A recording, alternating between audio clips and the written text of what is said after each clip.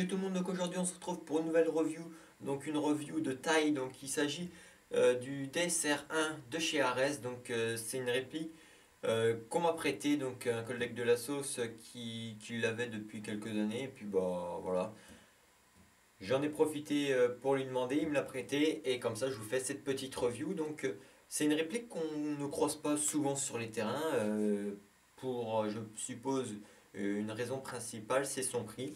Euh, Mon collègue l'a trouvé à 900 euros et on le trouve euh, plus aux alentours des 999 euros, donc des 1000 euros. Donc c'est extrêmement cher et je pense que c'est pour ça qu'on ne voit pas cette réplique de sniper souvent sur les terrains, voire même très rarement.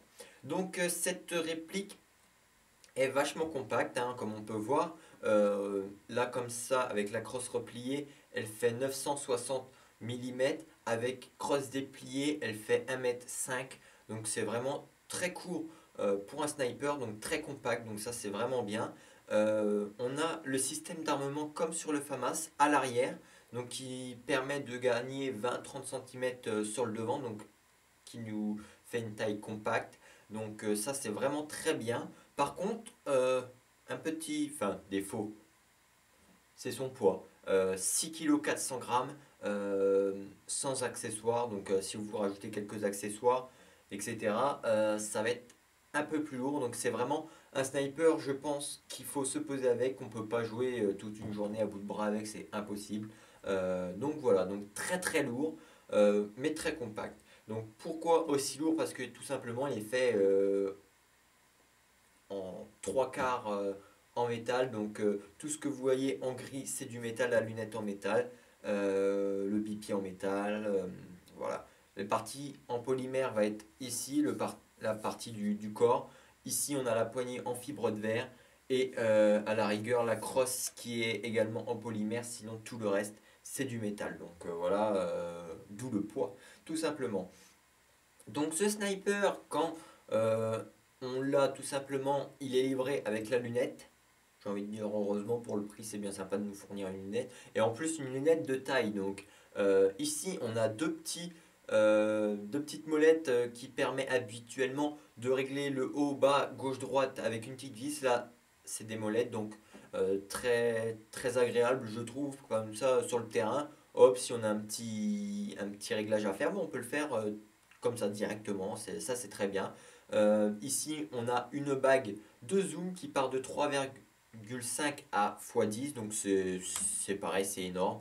Ici on a une molette également de rétro-éclairage, donc en rouge ou en vert avec plusieurs positions. Ici une bague de focus plus ou moins, donc ça c'est à vous de régler. Et de l'autre côté on a également une bague pour régler suivant la distance que votre cible allait. Donc ça part de 30 mètres à 200 mètres et il y a même une option infinie, donc au-dessus des 200 mètres. Donc tout ça, pour éviter de trop de le manipuler parce que c'est une réplique lourde et après avec l'appareil photo ça va faire mal les focus. Donc je vous montrerai des détails de tout ce petit bébé après la vidéo. Donc sur cette réplique, on a également ici un grand rail, donc vous voyez, où on peut y mettre beaucoup d'accessoires. Si vous voulez mettre une vision nocturne à votre lunette, pourquoi pas, vous pouvez décrocher votre lunette bien évidemment, enfin, en remplacer avec une autre. Vous avez le bipied ici qui est livré avec, qui a une option très très bien, c'est de pouvoir, en levant cette petite barre, de le coulisser et de le mettre n'importe où sur le rail. Donc ça c'est vraiment très bien. On a une option comme vous voyez de rotation, donc ça c'est également très bien. C'est assez rare sur les bipieds qu'on fixe en dessous. Quoique c'est... Non, ça doit pas être aussi rare que ça, mais voilà, c'est toujours bien d'avoir cette petite option là sur le bipied. Ensuite, pour ranger le bipied, il suffit de tirer et de le clipser. Pour le mettre, il suffit de tirer, il se clipse et voilà. On a également possibilité de rallonger le bipied. Donc, si j'y arrive, voilà. On tire, voilà, vous voyez, on a une grande taille quand même, hein. Et pour le ranger, il suffit d'appuyer sur le petit bouton noir qu'il y a juste en dessous. Donc, il y a beaucoup de crans, vous pouvez mettre vraiment à la taille que vous voulez. En dessous, on a un garde-main avec un rail, donc pour y mettre une lampe, une poignée, ce que vous voulez, qui est également coulissable, donc il y a 5 positions, vous le mettez où vous voulez. Voilà, donc ça c'est vraiment très bien. Ici on a un cache-flamme qu'on peut dévisser pour y rajouter un silencieux, un amplificateur de son ou même un autre type de cache-flamme. Voilà. Ensuite, pour ce sniper là, nous avons qu'un seul mode de tir, donc du coup par coup. Donc ici, nous avons le sélecteur de tir, donc sécurité ou semi, voilà, qui est ambidextre. Donc chose qui est bien, sauf bémol, ici nous avons la poignée qui est, comme je vous ai dit, ergonomique. Donc il y a beaucoup de moulures de doigts. Pour le pouce, il y a un emplacement pour le mettre qui est assez conséquent. Du coup, pour les gauchers, ça va gêner. Donc voilà. Est-ce qu'il sert vraiment le sélecteur ambidextre? Je ne sais pas. Voilà, ici on a une petite détente vraiment sympa, design. De toute façon, le sniper est design hein, moderne, ça c'est vraiment très bien. J'aime bien la gueule qu'il a. Nous avons deux chargeurs, donc ici comme je vous ai dit, on a le système d'armement qui est à l'arrière, donc le chargeur principal enfin, lequel qu'on utilise pour tirer est à l'arrière. Donc il suffit d'appuyer sur les deux petits boutons et le chargeur sort. Voilà, donc il faut désarmer. Donc chargeur très lourd, j'ai pu les peser. Ils font 790 grammes à peu près, donc en gros les deux chargeurs font 1,6 kg. Donc c'est très lourd. Et si je me trompe pas, d'après ce qu'on m'a dit, un chargeur comme ça vaudrait 150 euros. Donc voilà, plutôt pas les abîmer, plutôt en prendre soin. Et voilà. Donc ici, on a une valve à gaz. Donc c'est un sniper qui fonctionne au gaz et non en spring ou électricité, enfin AEG, ce que vous voulez. Donc c'est à gaz.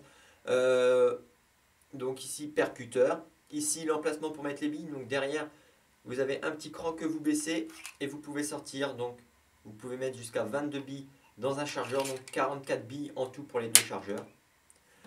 Donc chose qui est très bien. Apparemment, on met peu de gaz dedans et on a une assez bonne autonomie. Donc ça serait vraiment sympa. Donc voilà. Ensuite, pour ce fameux DSR. Donc là, vous avez vu, l'emplacement se situe ici du chargeur secondaire qu'on n'utilise pas, enfin qu'on utilise, mais une fois que le chargeur principal est vide. Ici, on a un appui-joue donc qui est réglable. Vous appuyez sur le bouton ici. Alors, juste ici. Voilà, il se lève. Vous pouvez mettre à la taille que vous voulez. Donc, il y a plusieurs crans. Hein, vous le mettez comme vous voulez. Donc, en parlant toujours de la crosse, ici, vous avez un petit ergot. Donc, vous le montez. Vous pouvez lever ou baisser le talon de crosse, donc voilà, pour verrouiller vous baisser, donc ça c'est très bien. Ici vous avez un semblant de poignée, donc je pense que c'en est une. Quand vous êtes posé, vous pouvez comme ça bouger le sniper sans lever le devant. En dessous vous avez une béquille, donc ici vous appuyez sur le petit frein, la béquille se lâche, donc vous pouvez la mettre à la hauteur que vous voulez. Pour fermer, hop, vous remettez le frein. Ici, vous avez une molette, donc à l'intérieur du tube, là, vous avez une vis. Vous pouvez redescendre à peu près de 10 cm. Donc voilà, vous avez un maximum de réglage sur cette crosse-là. Et bien évidemment, vous avez 5 positions de réglage sur la crosse. Donc voilà, c'est nickel. Donc vous avez les graduations ici pour savoir un peu la position que vous avez avec votre crosse. Donc toujours au niveau de la crosse, vous pouvez la retirer. Voilà, vous appuyez à sortir. Et vous pouvez retirer le levier d'armement, donc pour nettoyer, pour régler, enfin, ce que vous voulez. Donc ça c'est très bien. Donc il paraît qu'il y a, c'est même sûr, il y a un hop-up ajustable qui est ici. Bon, moi j'ai pas réussi à le voir, j'ai pas réussi à le trouver plus ou moins. Donc voilà, mais il est là, c'est même sûr, mais après faudrait lire un peu plus la notice que je n'ai pas. Voilà. Donc pour remettre la crosse ici en dessous, vous avez un tout petit bouton à appuyer, hein, juste à l'entrée. Vous appuyez, vous refixez la crosse et après vous appuyez sur le bouton de la... Alors, j'ai mal fait. Alors, tu veux y aller? Je vais pas y arriver. Vous appuyez et voilà. Ensuite, vous appuyez sur le bouton de la crosse et voilà, vous la repliez, vous la mettez à votre réglage préféré. Voilà. Donc, ensuite, pour armer, c'est simple. Hein, voilà, Il y a juste à faire ça, hein, c'est un sniper. C'est assez facile, il y a juste sur la fin, il y a une petite rétention, donc faut appuyer un peu plus fort. Voilà. Ensuite, au niveau des marquages, donc il n'y a pas spécialement plus de marquage que ça. Il y a un petit marquage gravé sur le cache-flamme. Ici, comme je vous ai dit, position de crosse. Ici, on a une étiquette de chez Ares hein, qui a sur toute leur réplique. De chaque côté, on a les logos DSR avec la petite appellation DSR et le numéro de série qui est, si je me suis bien renseigné, unique. Donc il y a plusieurs types de modèles qui existent. J'ai eu du mal à trouver un peu ce modèle-là précisément. Donc voilà, mais bon, je suppose que vu que c'est la même marque, ils sont comment, uniques. Voilà, donc de l'autre côté, on a les mêmes marquages. Tout ça, je vous mettrai en photo, vous inquiétez pas. Voilà, donc ensuite j'ai fait à peu près le tour, donc ça c'est vraiment une très très bonne réplique. Maintenant on va passer tout simplement aux points positifs et négatifs de cette réplique. Alors en point positif déjà c'est une réplique qu'on trouve très très rarement sur les terrains, qui a vraiment de la gueule, elle est compacte, elle est belle, il y a possibilité de faire plein de choses avec, multitude de réglages. Donc voilà, ça c'est vraiment un bonheur, j'adore cette réplique là. Ensuite par contre... en enfin, négatif, il y aurait le prix tout simplement de la réplique, les prix des chargeurs. C'est assez conséquent quand même en tarif. Ensuite, on a bien évidemment le système gaz qui, moi, me plaît pas trop. Bon, il est disponible que seulement en gaz, cette réplique-là. Mais voilà, ça me plaît pas trop, hein. Suivant les températures extérieures, c'est assez délicat d'avoir la même puissance. Et en parlant de puissance, je vous ai pas dit les puissances d'origine, enfin la puissance à laquelle les fournisseurs disent. Donc elle est annoncée à 450 fps, soit 1,9 joules, qui est bien. Donc à voir au passage à chronique juste après si c'est vrai ou pas. Mais juste une petite anecdote, quand mon collègue me l'a passé, euh, on l'a passé au chronique, bon le gaz était un peu resté au soleil, voilà ça peut jouer, mais on l'a passé une fois à 600 et une fois à 500 fps. Donc moi qui voulais faire une vidéo pour mettre à la suite de cette partie-là, moi qui voulais faire une vidéo de partie pour la mettre à la suite de cette vidéo-là, c'est un peu loupé vu que j'ai pas pu jouer avec hein, parce qu'il tapait extrêmement fort. Donc à voir avec mon gaz si c'est différent ou pas. Mais voilà, sinon très très puissant sur juste ça. Hein. Après on va voir, on verra si c'est vrai ou pas. Donc ensuite en point négatif, on aurait aussi il paraît, donc c'est mon ami qui me l'a dit, la peinture qui s'en va assez vite au niveau du levier d'armement. Bon, il y a des frottements métal contre métal, c'est un peu normal, mais je trouve, et je suis d'accord avec lui, pour ce prix-là, il y a pas mal de défauts qui pourraient être réglés pour le prix. Franchement, voilà, ça, c'est un peu dommage. Également, en point négatif, on aurait tout simplement la poignée que pour droitier avec un sélecteur ambidex. Quelle est l'utilisation, je sais pas. Mais bon, voilà. En règle générale, c'est une très belle réplique, très bonne réplique. Il y a du changement à faire dedans pour pouvoir jouer. Bon, voilà. Après, la question que tout le monde se pose, est-ce que ça vaut son prix? Personnellement, je pense pas. J'aurais dit, allez, 700 euros peut-être. 700, 750, on va dire, avec les petites choses à refaire, à revoir, pourquoi pas. 1000 euros, voilà, je trouve ça extrêmement cher. Donc voilà, juste après, on se retrouve pour le passage au chronie, test sur cible, donc je vais régler la lunette. Et puis voilà, donc si vous avez des questions dans la partie commentaires, comme d'habitude, voilà, je vous répondrai. Et petit dernier mot, comme je vous avais dit dans une précédente vidéo, j'organise un concours pour faire gagner 3 places sur ma page Facebook qui est spécialement réservée à ceux qui aiment ma page Facebook. 3 places pour le Shooting and Drone Show à Paris, donc salon d'airsoft, et cette année ils ont rajouté des drones. Donc voilà, donc je vous ferai gagner 3 places, donc une place par personne bien évidemment. Donc allez voir sur ma page Facebook, tout est indiqué dessus. Donc voilà, au plaisir de vous y voir au mois de novembre, 28 et 29 novembre. Donc on fait le passage au chrony en bille 0,20 g avec du gaz et on va voir un peu la puissance du DSR1.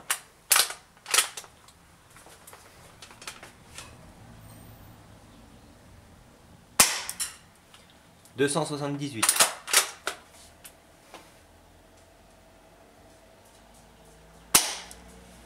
471.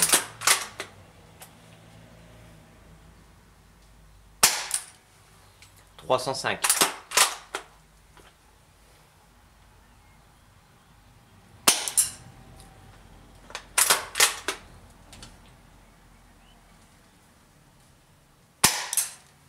285.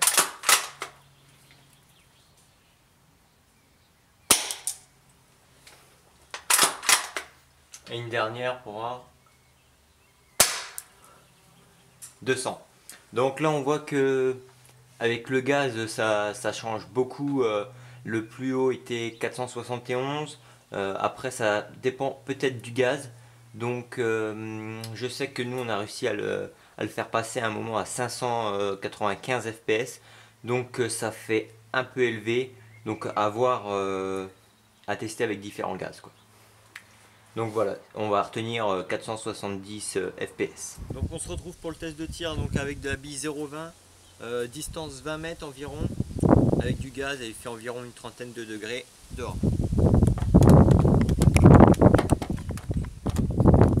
Excusez-moi pour le vent, hein.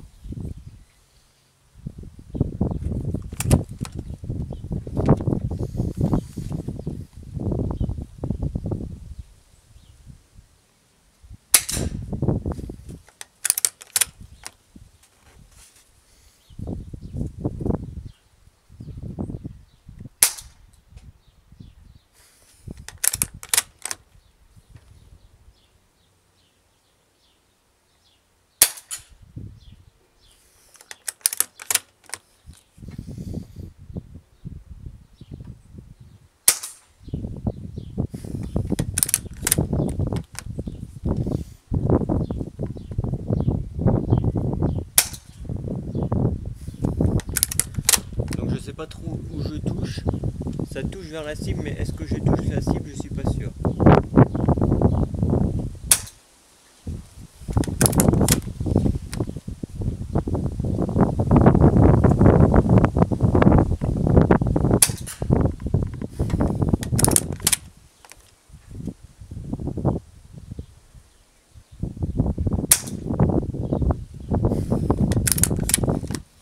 Donc vous pouvez voir en tirant que ça fait pas vraiment du bruit, hein.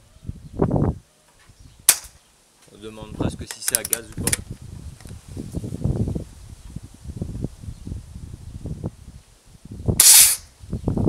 Voilà. Un petit dégazage pour finir.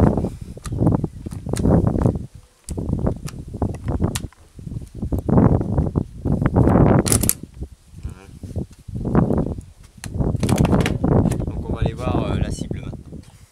Donc pour la cible on peut voir que il y a deux impacts ici.